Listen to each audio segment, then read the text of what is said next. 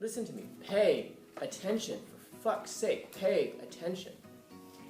You have no idea what's passing by you every single second that we're focused on some bullshit that doesn't mean anything. And not me telling you it means something. It's you determining that it means something. How do you make up a meaningful life? A whole bunch of meaningful experiences. How does it become a meaningful experience? Because you make it meaningful. You can't make a moment meaningful if you're not paying attention. If it just passes right by you. And by the way, pay attention to the things that you're paying attention to.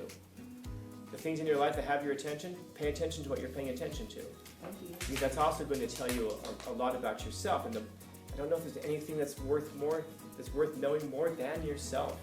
So once you know yourself, now you know what you're looking for and why. I don't know if the person was not smart or if the person just didn't know how to pay attention to what was going on around them. That carried over. They didn't pay attention to what was going on in class, so therefore they didn't learn anything. And that's the person who's going to be an uncle at a party someday telling their nephews and nieces, man, high school is bullshit, I didn't learn anything. I believe you. I believe you. I believe you. Oh man, work sucks. I believe you. High school was bullshit, you didn't learn anything, and work sucks. I absolutely 100% believe you. Hope you see how all these puzzle pieces are coming together. It's not that every moment is going to be meaningful, but isn't it true that the more meaningful moments you have, the broader, the richer, and the deeper your life is, the more meaningful it is? So then why not do that with every single moment that you possibly can?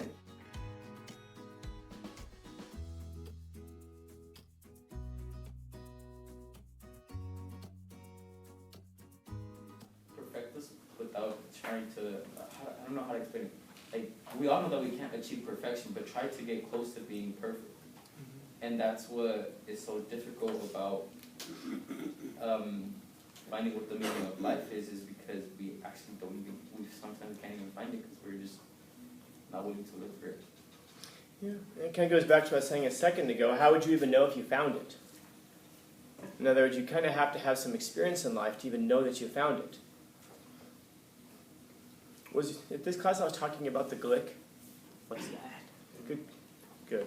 So let's say that I'm up here talking, and I'm in the middle of a sentence, I trip, I fall, I hit my head on the desk, then I collapse. And let's imagine you cared.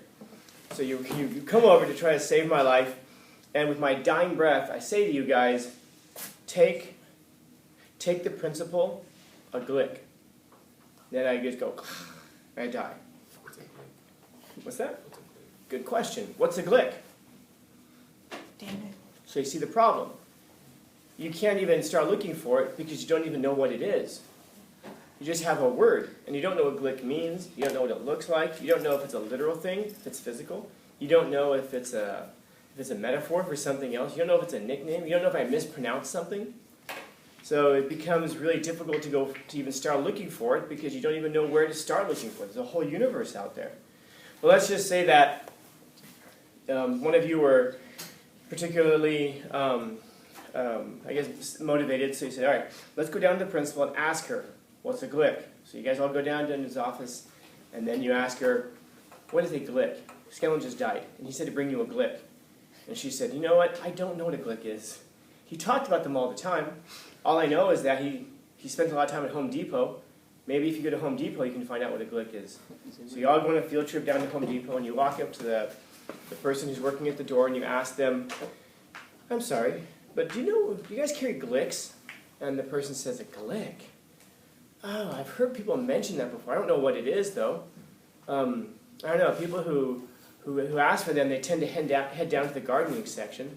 So then you guys go, oh, okay, so you head down to the gardening section, you ask the person who works there if they carry glicks, and the person says, I don't know what that is. All I know is that it's red, or there's red in the packaging, I don't know. So then you're like, okay, we got somewhere. So you guys fan out, and you grab one of everything that's either red or has red in the packaging. And then you make a big pile of it. Now you know that the glick is in that pile somewhere. Here's the problem. You don't know what it is. So even if you're able to start looking for it, you don't know when you have found it. It's in the pile, you know it's there somewhere, but you don't know that you have even found it. Fuck. Meaning is kind of like that. You know, we say, let's go find meaning in life. Well, first off, we presuppose that there is a meaning in life. And then even if there is, how would we even know where to start looking for it? That's why Frankl answers. That's why Frankl answers that question by saying, you just have to do a bunch of stuff, to find happiness, and eventually happiness will ensue. It can't be pursued. Maybe meaning is like that, but let's just say that you do start looking for it. You don't even know where to start looking for it, but you do. But then you won't even know that you have found it. Sometimes it's at the very end of life that you can look back and go, hey, that was my meaning in life. That was the thing that motivated me. And unfortunately, maybe the thing that motivated you, and maybe the thing that was the meaning for your life is now past. Maybe it's now gone. And so you can't enjoy it in quite the same way that you would have had it been around and had you realized you had it. It's kind of like that with love. And people say you don't realize what you had until you lost it. Yeah, maybe, but that's not. Maybe that means that we should examine ourselves more often. It's interesting how we talk about things like, I want to just have fun. Yeah, but don't you have to know what it is? Don't you have to analyze things in life? It's too much thinking. I don't know if it's too much thinking. Maybe I think that the problem most people have is it's too little thinking, not too much thinking in life. Because how else would you know what you have? How else would you know what your meaning is? How else would you know what love is? How would you know what any of these really important concepts that seem to guide and motivate human life? How would we know what any of these things are unless we think about them? The happiest people I know are not the people who are the least thinking. It's easy to go through life dumb and just kind of like an animal. Like my cat doesn't think about the meaning of life. He just likes the fact that he has food and water and he gets loveys every day. And if that's the thing that has you living a life, then you're living just basically the life of an animal. And you might say, yeah, but they're happy. Are they? What's happiness? Oh, never mind. Too much thinking. I knew you'd ask me something like that. But you have to know what it is. That's why I wrote this question on the board. What do you want to do in life? And oftentimes if we ask that question, we'll say, I don't know. I just want to be happy. What's happiness? Oh, forget it. I just want to have a stable job. Why? In other words, don't think about the actual thing that you want in life. Think about the reason that you want that thing. What do you want? Why would you want a stable life? Stable job. Sorry. Why would you want a stable job? It says something about your personality. Elon Musk, do you think he's looking for a stable job? No. It's a different personality. And so some people will look for a stable job. Some people will look for... by the way, that's one of the reasons that people get married so young sometimes, because they're looking to lock down that stability. Well, at least it's just one less thing to worry about now for the rest of my life, having to find someone. I have now found someone. And then we kind of settle into that, but we're not willing to do the work to change with that person over time. In other words, we don't maintain a personality type that a person would want to stay with. We look at people and say, man, you've changed. I hope so. I hope so. That's the hard part, by the way. How do you stay with one person and change alongside them, and yet still manage to change along with them and not change separately and apart? That's the challenge. That's the difficulty. And this is why people will say, I don't know, it just feels like we've grown apart. Well, maybe that's because you put space between you. Maybe you've allowed that to happen. Not maybe. You certainly have. And it's not just one person, of course, it's two people, but that's the problem. As soon as there's two people in the equation, it's easier for us to now blame the other person. That's because they did this and they did that. Yeah, well, what could you have done? What could you have done to help bring that together? And I'm not saying everything is our fault, but I'm saying that everything is our responsibility. And that's the thing that makes for a busy life, a challenging life, and maybe that might be the thing that makes for a meaningful life. The adoption of responsibility. The responsibility to keep your family together. The responsibility to parent your child. Not leave it to the internet. Not leave it to devices. For God's sake, don't leave it to teachers. I'm amazed by how often I hear things like that. Well, the school will take care of it. No. I hear from teachers, I told you about this, where they believe it's our job as teachers to raise you. And they'll say things like, because they don't have family structures. Oh, you need me to come along and save you. That's so incredibly insulting. What they're saying really is we're better than your families because we have degrees. And let's face it, most of us have real bullshit degrees. You know? You always hear these people like this, thinking about people who say like, I'm educated, I have a master's degree. It's like, dude, you have a master's degree in education, for God's sake. You did like 4 extra classes on top of your credential, and they put an MA after your name, and you only did it so you get more money. Let's call it what it really is. Do you really know the level, the material for that stuff? You know, that'll make you popular on campus. That's what most of the teachers, and then they'll very proudly put, screw it, why not? They'll very proudly put MA after their names when they send out emails. It's like, okay. And because I have that extra 4 classes, I know how to raise you. Really? I'm thinking about some very specific people right now. I'm thinking, how are your children turning out? I don't know, you know, but we feel like it's our job to do that, to raise them, to raise you guys. It's like, no, it's not our job whatsoever. I mean, what do any of us know about your lives? What do any of us know about where you come from, or what your backgrounds are, what your thought patterns are? How the hell do we possibly know what's best for you? We can't possibly know what's best for you. But hopefully we can give you a skill set, or we can offer you a skill set. I've been offering you a skill set all year, hopefully, to examine yourself, examine your life, and to find out what a meaningful life would look like. In other words, what do you want in life? I want a nice car. Okay, but why? What does that say about you? I just like nice stuff. Blah, blah, blah, blah, blah. Why? What is it about that stuff that motivates you? And you might start to realize what motivates me to want that stuff is because I want a higher status in life. Because right now I don't feel like I have a very high status in life. And if I get a car, then I feel like that's a physical representation of me having made it in life. It's kind of like, why do some people want A's in class? Because they want a letter grade that will visually represent the hard work they put into the class. So they like that grade. It isn't so much, oh, that's going to help me get into college, that's going to help me do this, that's going to help me do that. No, it's about what we feel like it says about us. A nice house. Why? Because we feel like that says something about us. That we can have people come over, and then we can be that person that's like, I've made it, and now I can get the praise and accolades of others. And when I say that, people will oftentimes think, oh, so you're saying that we just do things because we want the approval of others. Yes. Yes, because we're social creatures. That's not a bad thing. It's like when we say, like, oh, people are just followers. Yes, most people are. Why? Because we're social creatures. It's part of our it's in our DNA, man. It's part of what we are as human beings. It's not a terrible thing to be those things. It just means that you're expressing your nature. The people who are leaders and not followers, those are the aberrations. The Elon Musk who doesn't seek safety, Elon Musk who doesn't seek stability, he's the aberration. He's the weirdo. And that's why we say that it's the weirdos who move humanity forward. Because most of us are not that. Most of us are just kind of like, let me just, pay my bills and live and survive. And then you've got, every once in a while, you've got these crazy bastards who are building 40-story rockets to send people to Mars. But they're rare. They're rare. And so, I guess it's an important thing to pay attention, man. Pay attention to why you want the things that you want. And by the way, pay attention to the things that you're paying attention to. The things in your life that have your attention, pay attention to what you're paying attention to. Thank you. Because that's also going to tell you a lot about yourself. And I don't know if there's anything that's worth knowing more than yourself. Because once you know yourself, now you know what you're looking for and why. Yeah. You don't live to live. You're living for those upbeats. And then you wonder why you're never really satisfied.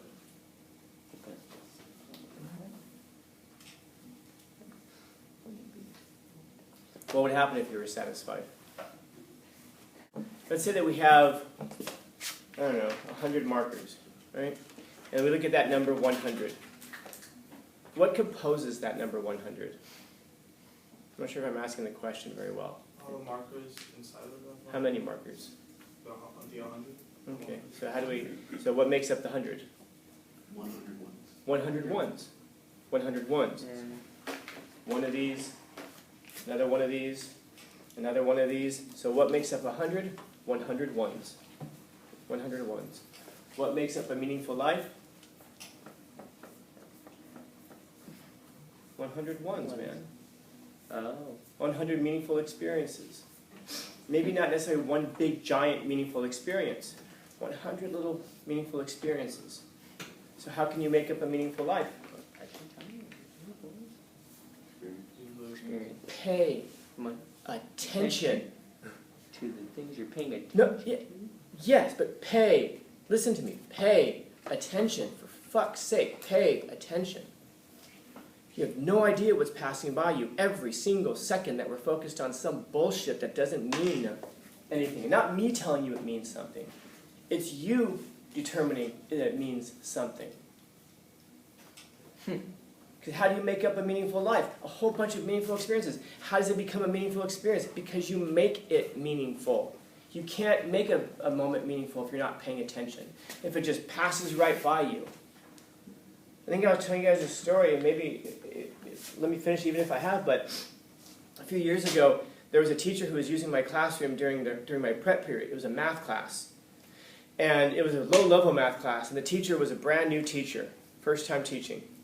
And I knew some of the students who were in there, and they were just, it was a bad class. You know, they weren't particularly cruel, just not there to learn. And I'd go and I'd come, and I'd see this teacher just like struggling, and I would ask him, do you need some help? No. Then one day I went, I don't know, make copies or something. I came back, and the teacher wasn't there anymore. There was somebody who was from the office in there. And then as I walked in, the person just kind of goes like, it gives me this kind of like, you know, uncomfortable, awkward, like smile and shrug. And I'm like, I have no idea what that means. And I go and I sit at my desk, and this one student who I knew comes over. He's holding his backpack, and he's just like, what's up, Scam? I go, hey, what happened to so and so? They left. I go, oh, like a doctor's appointment? No, they just got like all like, and then they left. What does mean? And he's just like, oh no, she was just like, I don't know, like something, I don't need this, or whatever, and she like grabbed her stuff and she left. Wait, whoa. Did she rage quit in the middle of the class? Yeah. Dude, what happened? I don't know. Isn't that like an interesting experience when you can push your teacher to the point that they rage quit in the middle of a class and grab their shit and storm off and just quit their career? Yeah. Not to this person. This person was just like, I don't know. She's like, oh, whatever. How many meaningful experiences do you suppose this person is going to miss in their life? I don't mean to be an asshole, but I'm going to say it anyway. Do you suppose there's a correlation between this person being in a very low-level class and their inability to recognize a meaningful experience when it smacked him right in the face? I don't know if the person was not smart or if the person just didn't know how to pay attention to what was going on around them. That carried over. They didn't pay attention to what was going on in class, so therefore they didn't learn anything. And that's the person who's going to be an uncle at a party someday telling their nephews and nieces, man, high school is bullshit, I didn't learn anything. I believe you. I believe you. Oh man, work sucks. I believe you. High school was bullshit, you didn't learn anything, and work sucks. I absolutely 100% believe you.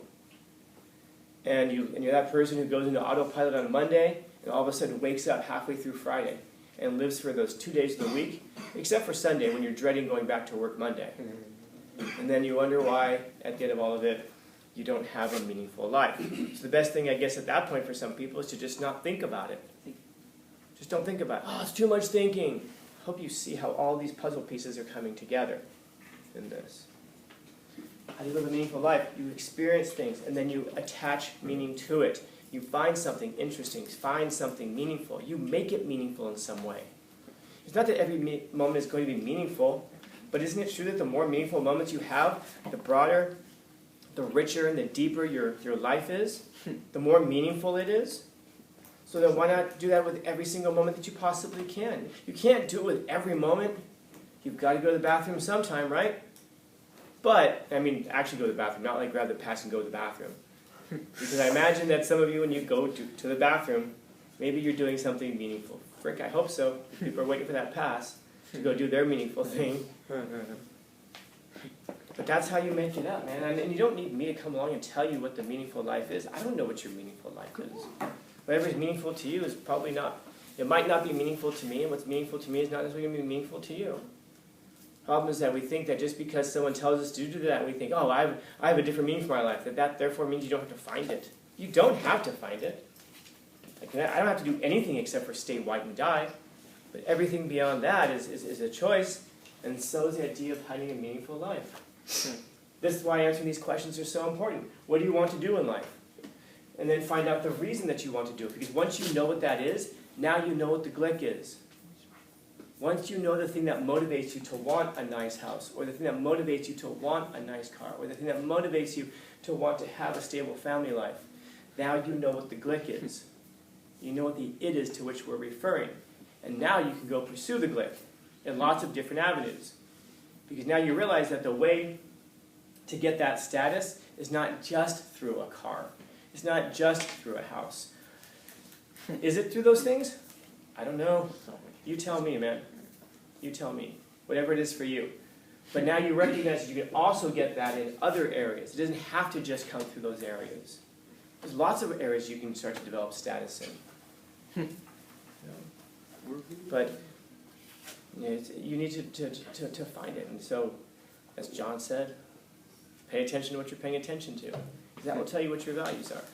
That will tell you what you're going to find in life. Because what you're going to find in life is what you're focused on. If you're focused on finding problems in life, you're going to find problems. If you think everyone's out to get you, you're going to see little signs of everybody being out to get you everywhere you go. If you believe that everybody's out, generally good, and is trying to help each other, you're going to find those positive things in life. Which of those two things is reality? Yes. They're both there. They're both there.